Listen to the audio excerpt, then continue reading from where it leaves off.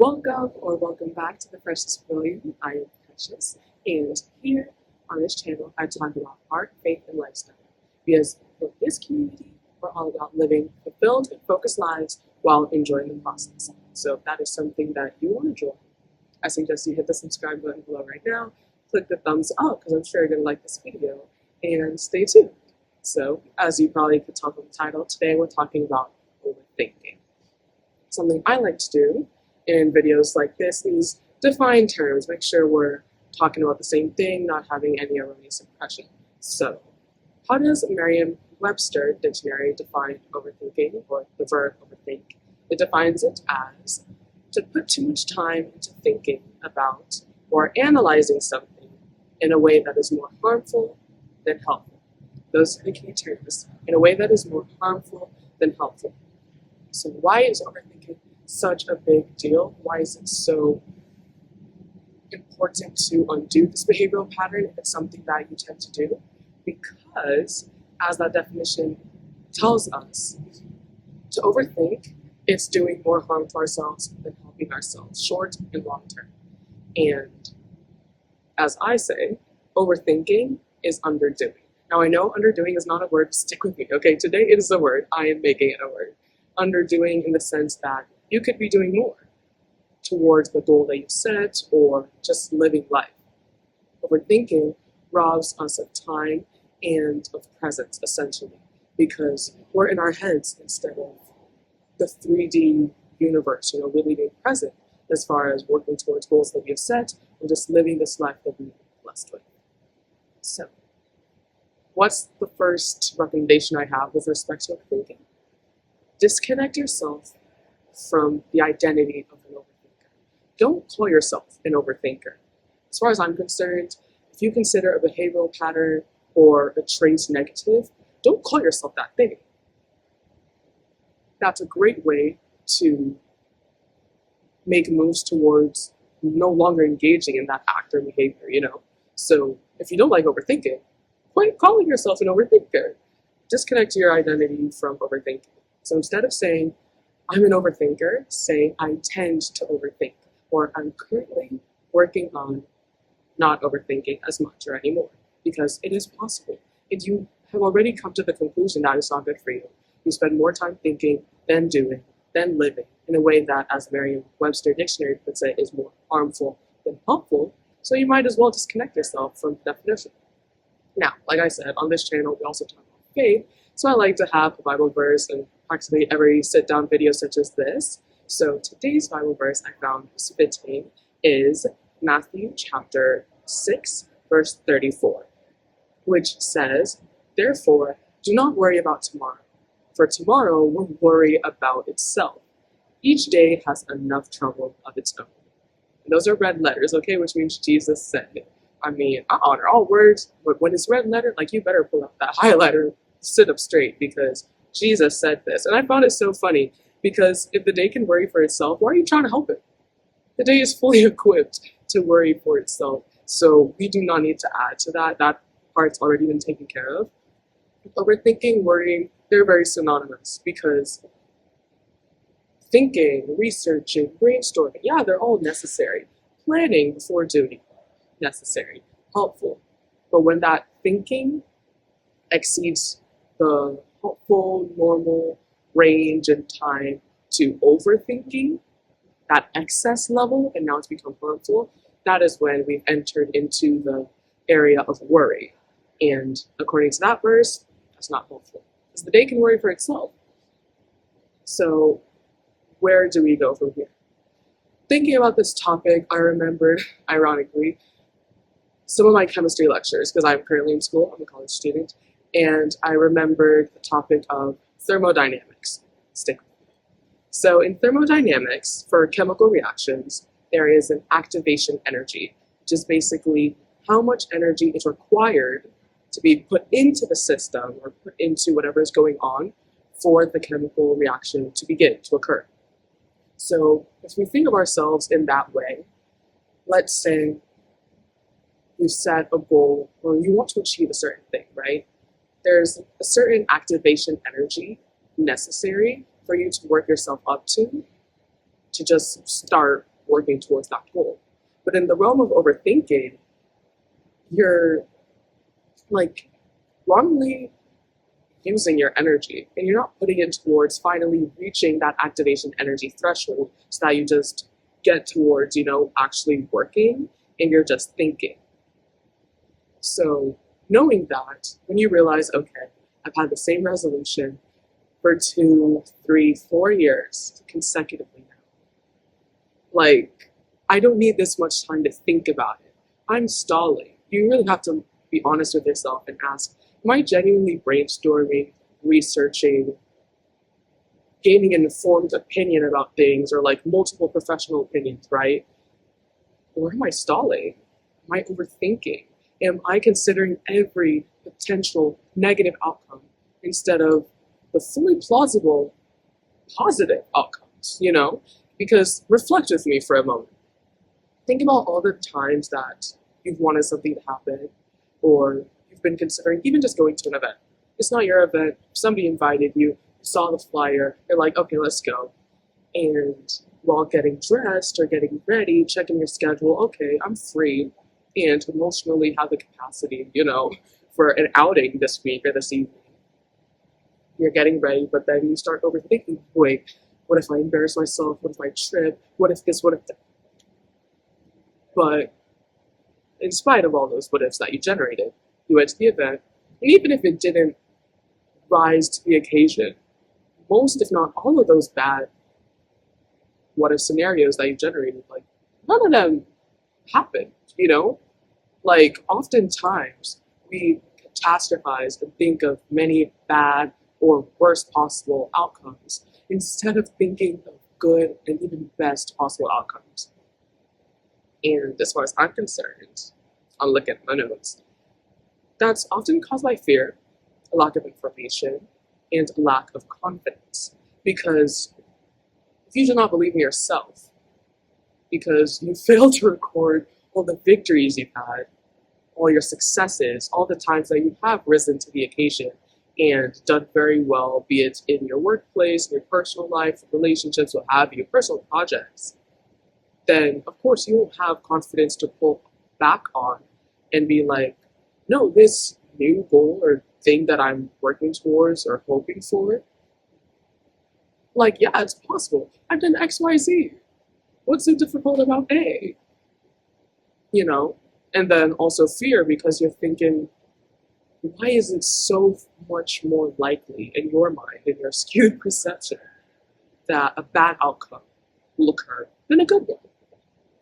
And even in times where bad outcomes that you foresaw or feared happening occurred in the past, you survived, didn't you? Now I know, not all outcomes are weighed equal. Some are very bad. Sometimes just life, throws things at us that we don't want to have to endure again. But you endured it that one time. You're much stronger than you give yourself credit for, frankly. And God is faithful through it all. So I say all this to say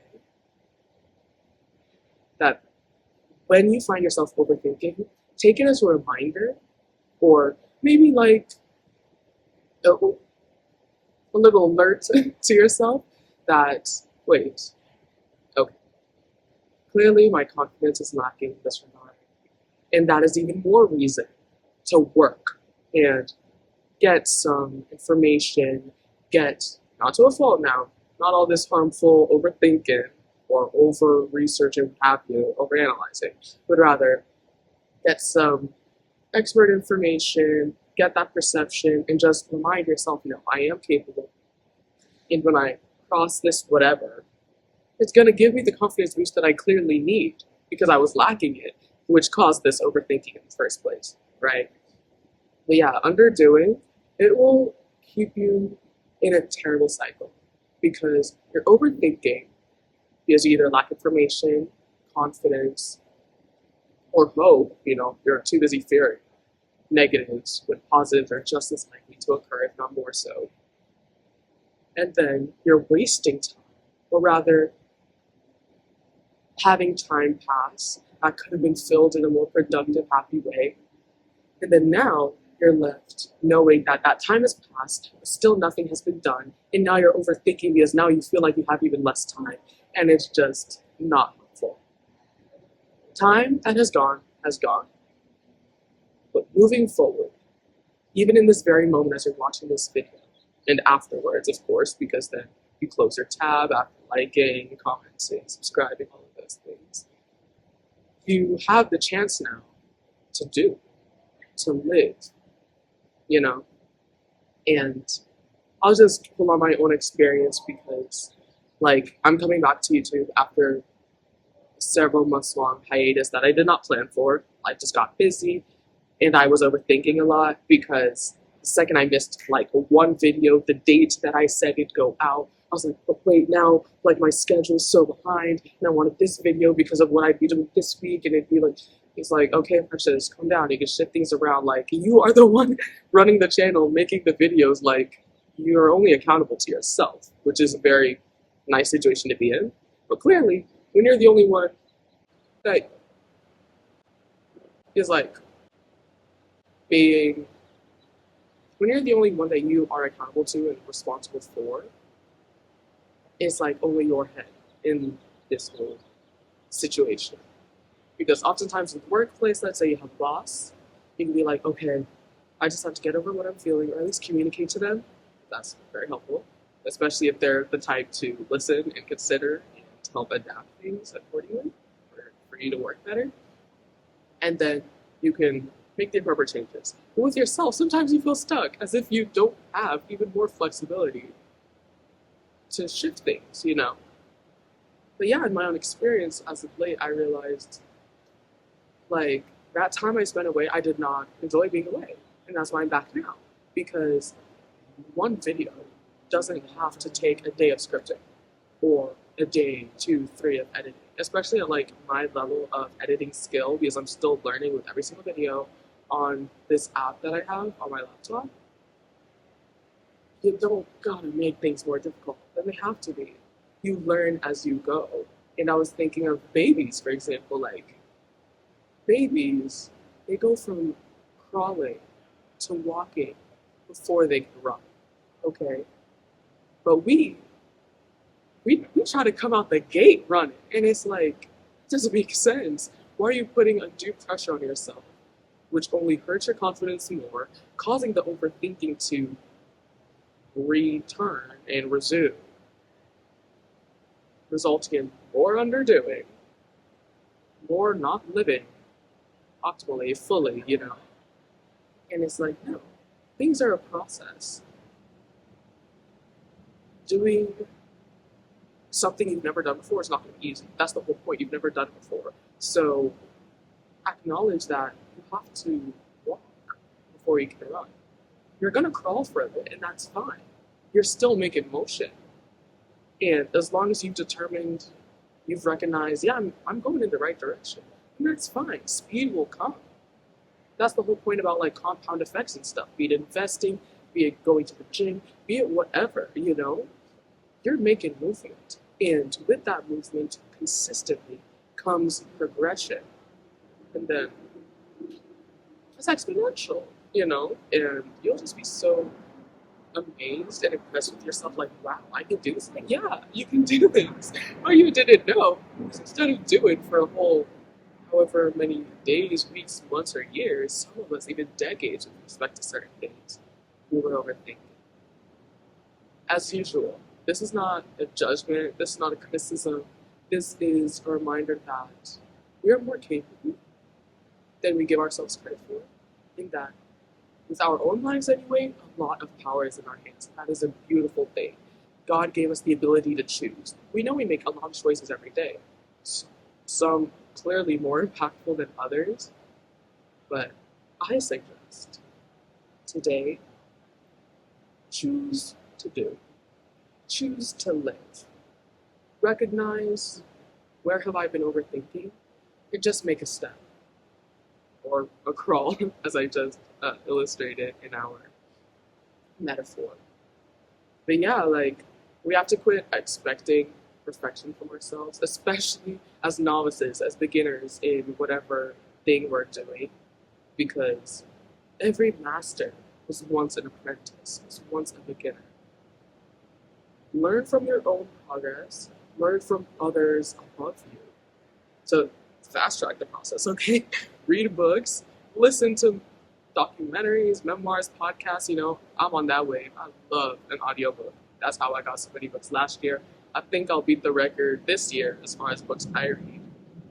But even then, like, turn advice into steps if it hasn't been done already for you in videos, podcasts, because we trying to do. We living life, like I said, to the fullest, living fulfilled and focused lives while enjoying the process. So give yourself grace, okay? And remember that something is better than nothing, because overthinking is nothing, but taking one step so you can take the second, the third, and on. That's something. That something's going to turn into beautiful things, real simple. So that's all I have today, y'all. If you enjoyed this or found this helpful in any way, please comment down below and engage, because I really want to hear from y'all. And if you are new to the Pavilion, welcome again. I'm so glad you found us. Invite your friends, because this community is growing. And like I said, living fulfilled and focused lives while enjoying the process, that is what we are all about here, okay? So I'm practicing right now by filming this video, because overthinking did not do me good. And I don't want to be underdoing anymore. I really want to be like maximizing this life. Every day is a gift, and 24 hours. It looks different for each of us because of our commitments, our privileges, what have you. But yeah, at the end of the day, I do have some control. So where I have control, I want to use it well.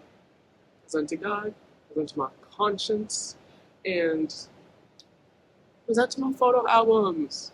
Because underdoing is not just in terms of productivity, it is also as far as just living life. Progress is made outside of our heads. So take a mental break. Move. If you have to go on a walk, your limbs are working, take a stroll or roll, whatever your means of movement, and enjoy that time outside of your head.